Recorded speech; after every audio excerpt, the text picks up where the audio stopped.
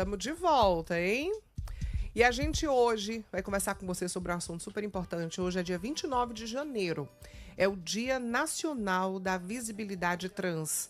Um marco na luta por dignidade, por respeito, por igualdade para a população trans. Criada em 2004, a data reforça a luta pelo fim da violência, da discriminação e dos retrocessos também. Sobre esse assunto, nós vamos conversar com a atriz e cantora Laila Sá e com o auxiliar administrativo da Defensoria Pública, Gabriel Queiroz. Inclusive, eu tomei a liberdade, Laila, de pegar um texto que você colocou hoje nas redes sociais, que eu achei que cabia demais aqui, que é uma fala que sai da boca de uma mulher trans, que ela disse: visibilidade não é vaidade. Hoje é dia de poder existir com segurança, com respeito e com dignidade. Pessoas trans não são só estatísticas, são histórias, talento, lideranças e sobrevivência. Eu acho que essa palavra sobrevivência é o que pega muito, porque vocês precisam provar todos os dias que vocês são seres humanos e que vocês são tão profissionais e tão talentosos e tão gente como qualquer pessoa, independente de gênero, de orientação sexual, de tudo. Então, bom dia para você, Laila Sá. Muito bom dia, é um grande prazer e um orgulho imenso estar aqui do lado dessa pessoa tão maravilhosa, amiga, que há anos a gente não se via. É verdade. E hoje a gente se reencontra falando de um assunto tão pertinente e tão necessário, que é só para existir que a gente comemora esse dia, a gente faz essa luta todos os anos, e não é só dia 29 de janeiro, é o ano inteiro, porque pra gente existir já é uma grande luta. Costumo dizer que a gente não precisa matar um leão por dia, a gente tem que ser o leão. A gente não come o pão que o diabo amassou, a gente come o pão e o diabo junto. E é verdade. Isso. É exatamente isso, que a gente quer só existir. Às vezes ir na padaria comprar um pão é difícil pra gente, é impressionante. E aí a gente vai ouvir justamente, a gente não quer falar de ações que são feitas nesse dia 29, a gente quer conversar com essas pessoas. Quem é que está realmente lutando por essa dignidade, por esse respeito de existir? Então vamos dar bom dia também para o Gabriel. Gabriel Queiroz, ele é auxiliar administrativo na Defensoria. Bom dia para você, Gabriel. Bom dia, Dani. Bom dia, Laila. É um prazer. Né? Bom dia a você que está nos assistindo e ouvindo. Quero dizer e agradecer, obrigado pelo convite de estar aqui nesse dia que é tão especial, que é o dia 29 de janeiro, dia da visibilidade trans. E compartilho também do que a Laila acabou de falar. Realmente são lutas diárias que a gente tem que vencer todo dia para fazer com que a gente possa viver, né, a nossa taxa de vida seja cada vez mais prolongada numa sociedade tão difícil como é a nossa hoje. Pois é, uma sociedade difícil onde você, como homem trans, você trabalha na defensoria e você é uma pessoa que também trabalha, de certa forma, ajudando essas pessoas a terem esse reconhecimento, né, Gabriel? Sim, é muito gratificante. É muito gratificante para mim a área que eu atuo hoje pela Defensoria Pública, né? Como eu te falei ontem, em uma conversa bem rápida. A gente na Defensoria Pública também tem um projeto que é voltado às pessoas transgêneros, que é a parte de retificação de gênero e nome. Então, é gratificante para mim compartilhar e fazer parte de momentos tão especiais de que é o renascimento dessas pessoas. E eu acho importante a gente ter a Laila e o Gabriel aqui representando toda essa comunidade, porque a Laila é atriz de cinema, é atriz de teatro, é cantora. O Gabriel, ele trabalha na Defensoria Pública, ele é auxiliar administrativo, e muitas vezes as pessoas marginalizam demais, né? Então eu acho muito bacana mostrar o outro lado dessas pessoas e mostrar, por exemplo, Laila, você que é esta mulher que trabalha também com a arte, com a delicadeza da profissão. Falar um pouquinho do teu lado, dos teus desafios, porque a gente vai já escutar também o Gabriel, para falar um pouquinho dos teus desafios, Laila, enquanto atriz, enquanto mulher trans, que está na arte, que está ali fazendo shows para as pessoas também, seja shows que você já faz como cantora, mas shows, interpretações também no cinema, no teatro.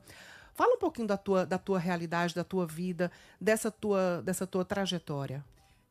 Dani, eu sempre digo que a arte, ela salva não só as pessoas trans, mas todas as pessoas. E no caso das pessoas trans, eu fui uma pessoa que sempre estive muito envolvida com a arte desde criança. Eu lembro de quando criança Eu colocava os lençóis da minha mãe ainda numa casa baixinha de caibro, né? Que chama aquela madeira. E eu colocava os lençóis para fazer cortinas de teatro. Isso com 6, 7 anos de idade, quando não tinha noção. Mas o que acontece? Por ser uma pessoa trans e por não ter representatividade na TV, que era onde a gente tinha acesso no momento, eu não conseguia me ver naquele lugar. Mas sabia que queria estar ali e não era possível, porque até então eu só via papéis estereotipados na televisão, quando se tratava de pessoas trans, quando se tratava de pessoas travestis. Isso quando eu já tinha 15, 16 anos, que eu sabia o que queria fazer, mas sabia que não alçaria voos, porque não tinha representatividade. Quando tinha uma pessoa trans ou uma travesti na TV, no cinema, onde quer que seja, sempre era um personagem muito caricaturado, feito por homens vestidos de mulheres, por héteros vestidos de mulheres. Transfake, na verdade, né, que a gente chama. Então eu achava que esse voo seria muito, muito difícil para mim. E aí eu me formo pelo Colégio de Direção em 2004 e começo a galgar esse sonho de fato. E mesmo assim, depois de 20, 30 anos, eu ainda não conseguia ver a possibilidade de estar na TV, no cinema. No teatro era um pouco mais fácil, porque no teatro você conseguia um pouco esconder a história da feminilidade, fazer às vezes um papel masculino, que não era bem do gosto, mas é o que eu queria fazer. Enfim, quando hoje eu vejo mulheres trans, mulheres travestis, homens trans fazendo parte da televisão, do cinema, do audiovisual, me encanta muito. Ser essa pessoa que pode ser vista como representatividade me encanta muito, me envaidece muito, não pelo campo da vaidade, da beleza, mas do poder fazer, do poder estar lá, do poder mostrar, dizer assim, olha, se a Laila tá lá, um dia eu também posso estar. Então, eu sou dessa época que a gente não tinha essa possibilidade de se ver na TV, de se ver no cinema, de se ver no teatro. E hoje estar nesse lugar, para mim é surreal, porque eu consigo hoje ver meninas vindo no meu direct, ver meninas trans dizendo, Laila, como que eu faço para fazer um teste? Como que eu faço para estar lá? E eu poder dizer, poder dar o caminho. Então isso, hoje, acho que abriram-se muitas portas. Ainda é muito pequeno, ainda é muito estreito o caminho, mas ele vai chegar lá, porque hoje a gente já teve muita conquista. O que eu prezo e o que eu peço muito é que os nossos olhares trans estejam também por trás das câmeras, porque nós sabemos da nossa vivência, nós sabemos das nossas necessidades, da nossa vida, o que de fato a gente vive. Mas enquanto não tem pessoas trans por trás das câmeras dirigindo para que a gente faça essas obras de audiovisual, que os diretores, os produtores de elenco nos contratem, nos vejam, nos possibilitem, porque um corpo trans no audiovisual, ou no teatro, ou no cinema, ou na TV, enfim, já é uma grande vitória. Já tem até uma atriz agora, né, na novela. Gabriela Lohan, que tá arrasando. Pois inclusive. Eu tava vendo ontem aquele perfil no Instagram, Razões para Acreditar, e tava vendo o depoimento de uma mulher trans, dizendo que aos 40 anos estava emocionada porque conseguiu ter a primeira carteira assinada como mulher trans. Gabriel, vamos lá. Você trabalha na Defensoria Pública e você tem essa tua convivência com pessoas também que estão passando também pelo momento de transição, algumas vezes, pelos trabalhos, os projetos que vocês têm por lá. É a importância de ter também essa representatividade dentro da Defensoria, quando as pessoas chegam e conseguem conversar com você e trazer para você uma questão como essa. Sim, é uma conquista muito grande para mim. Hoje na Defensoria existe uma instrução normativa, que é justamente para a questão de permanência de pessoas trans dentro da instituição. Então, para a gente, né, pessoas trans e travestis, é uma vitória, né? São uma soma de 8 pessoas que trabalham na Defensoria Pública hoje. Inclusive, uma trabalha na mesma sala que eu. Então, assim, é imenso, assim, o momento que a gente faz para a entrega dessas certidões, que você está ali, acompanha passo a passo, no envio de documentação, naquela euforia das pessoas, e no dia da entrega é surreal, muito gratificante. Porque e essa parte também é você nascer de novo, né? É você se reconhecer e você mostrar para as pessoas essa outra pessoa. Então, eu queria que a gente falasse agora sobre esse processo da transição. Da Laila, de mostrar para as pessoas quem é a Laila Sá, e do Gabriel também. Como é que foi, Laila, esse teu processo de transição? Para tua família, para amigos, Como é que foi esse processo? Foi um processo doloroso? Até hoje é um processo tranquilo para ti? Como é que é isso? Não foi um processo doloroso porque somos nós nascemos assim, né? Sim. A gente se readapta, a gente se adapta, na verdade, ao corpo diferente, que a gente não consegue entender.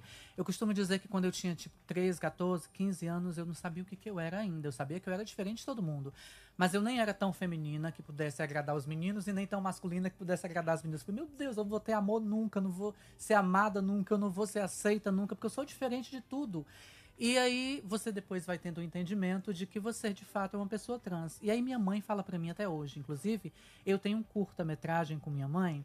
E no curta-metragem eu ouvi ela dizer isso e me emocionei quando eu gravei, que é um curta sobre a vida dela. Que ela disse assim, quando você tinha 2, 3 anos, o seu pai trazia brinquedinhos pra você de menino. Carro, bola e tudo isso. E você não brincava, você deixava ali e ficava novinho. Um dia saquei, peguei minhas bonecas, que minha mãe me teve com 16 anos, eu acho, 17. E eu te dei pra tu brincar. A minha mãe disse que meu olho brilhava.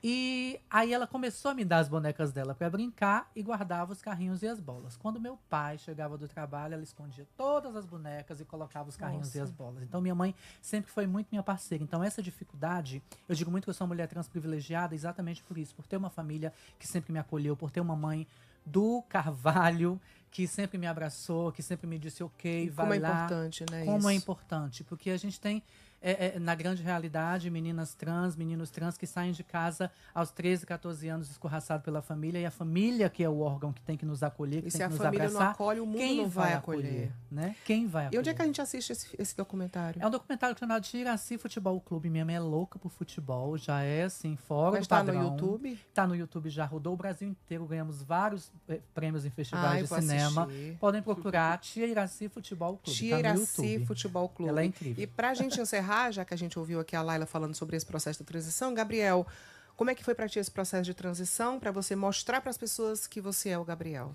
Pronto, assim, é engraçado como as histórias se repetem, né?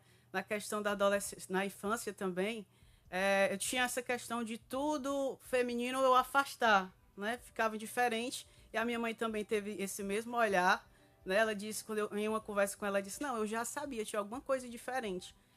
Então, tem essa confusão da gente quando adolescente. Eu também vivia nessa confusão, até eu descobri em 2021, realmente esse lado da minha transição, da transexualidade, foi onde eu me encontrei. E é um momento feliz hoje, Dia da Visibilidade Trans, a gente compartilhar 2 histórias felizes na questão familiar. Eu também sou abraçado pela minha família, graças a Deus. Eu não tive uma transição violenta. Claro que tem os percalços, né, dessa mudança, você ser acostumado com uma pessoa e de repente ter um renascimento de outra externamente totalmente diferente. Então, a gente diz também hoje que compartilhamos de uma história que a gente pede a atenção da família, justamente nessa questão de respeitar, né, e de abraçar essas pessoas que não é uma parte tão difícil. Pois é. A gente precisa do apoio familiar, porque lá fora a gente já tem violência demais, a gente já sofre demais com esses preconceitos. O mundo já é muito cruel para que a família seja também. Eu costumo dizer, Dani, que é impressionante, porque como eu falei, eu ficava pensando assim, por que hoje eu me vejo pensando nisso? Por que aos 13, 14 anos, quando eu nem tinha esse entendimento todo, eu já ficava preocupada se ia ser amada?